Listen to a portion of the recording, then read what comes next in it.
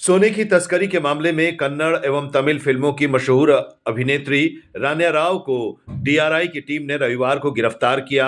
उन्हें Bengaluru international airport से DRI की टीम ने गिरफ्तार किया था। डीआरआई की टीम को पहले से ही उनके बारे में इनपुट मिली थी और उसी के आधार पर डीआरआई की टीम वहां पर पहुंची हुई थी। और जब वो सिक्योरिटी जांच से बाहर निकलने के लिए थी और इसके लिए उन्होंने एक कांस्टेबल को भी बुलाया था जो बाहर उनका इंतजार कर रहा था, जिसके मदद के साथ वो बाहर निकलना था उन्हें।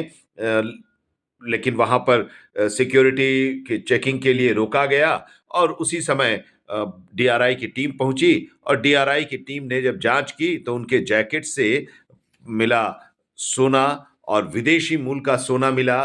14.2 किलोग्राम सोना बरामद किया गया, जिसकी कीमत बाजार में करीब 12 करोड़ रुपए बताई जा रही है।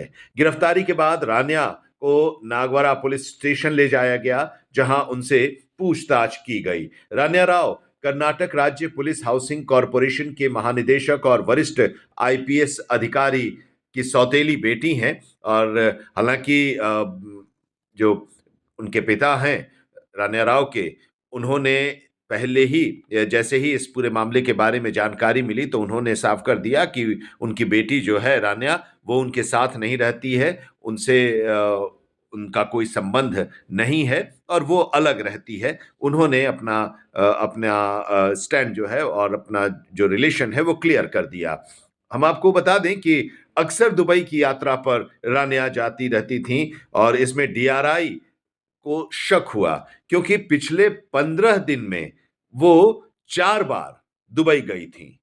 दुबई में उनका कोई रिलेटिव भी नहीं रहता है, दुबई में उनका कोई बिजनेस भी नहीं है और दुबई की जो उनकी यात्रा बराबर हो रही थी, इसी को लेकर शक के घेरे में उन्हें डीआरआई ने लिया और फिर डीआरआई ने इसको लेकर जांच शुरू की और उसके बाद बेंगलुरु इंटरनेशनल एयरपोर्ट से उन्हें गिरफ्तार कर लिया।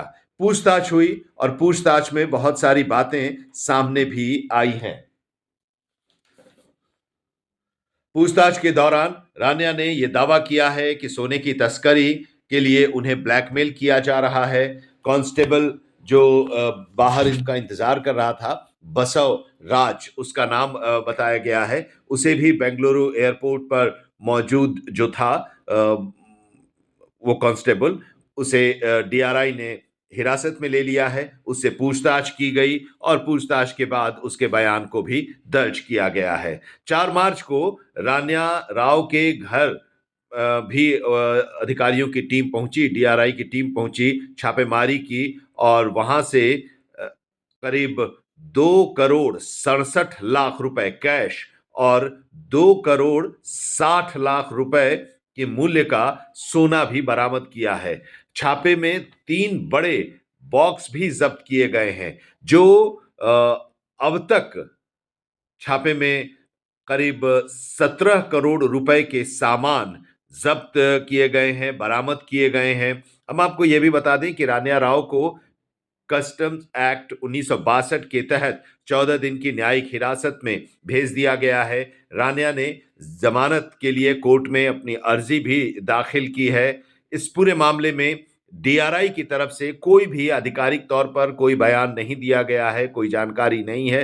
हालांकि सूत्रों के हवाले से जो जानकारियां मिल रही हैं और मीडिया में जो बातें इस गिरफ्तारी को लेकर, सोने की बरामदगी को लेकर और छापे को लेकर जो बातें सामने आई हैं, उसके आधार पर यह बताया जा रहा है कि करीब 12 करोड़ रुपए का सोना जब वो दुबई से आ रही थी और जब डीआरआई की टीम ने बेंगलुरु इंटरनेशनल एयरपोर्ट पर रान्या राव को गिरफ्तार किया तो उस समय उनके पास से बरामद किया और फिर जब छापेमारी हुई तो उनके घर से करीब 2.5 करोड़ से भी ज्यादा यानी कि 2 करोड़ 67 लाख रुपए कैश और 2 करोड़ 60 लाख रुपए के मूल्य के सोने भी बरामद किए गए। यानी कि अब तक 17 करोड़ रुपए के सामान रान्या के पास से बरामद किए गए हैं और इसको लेकर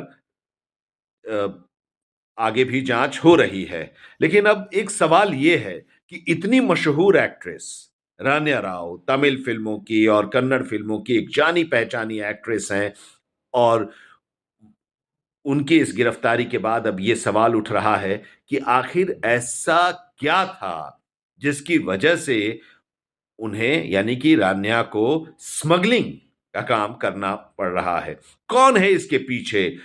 ये पूरा जो तंत्र है, उस तंत्र में कौन-कौन लोग शामिल हैं? क्योंकि पुलिस एक पुलिस कांस्टेबल को भी हिरासत में लिया गया, पूछताछ की गई, यानी कि बिना पुलिस की मदद से वो इस काम को अंजाम नहीं दे रही थी, जो स्मगलिंग था, जिन जो आरोप उन पर हैं, उसमें पुलिस विभाग के भी कुछ लोग शामिल हैं। ये भी अब साफ हो रहा है। तो ये पूरा नेक्सस क्या है, ये पूरा नेटवर्क क्या है, इसको खंगाला जा रहा है। डीआरआई की टीम इस पूरे मामले की तहकीकात कर रही है। लेकिन सवाल यही है कि आखिर स्मगलिंग का काम क्यों करना पड़ा रान्या को?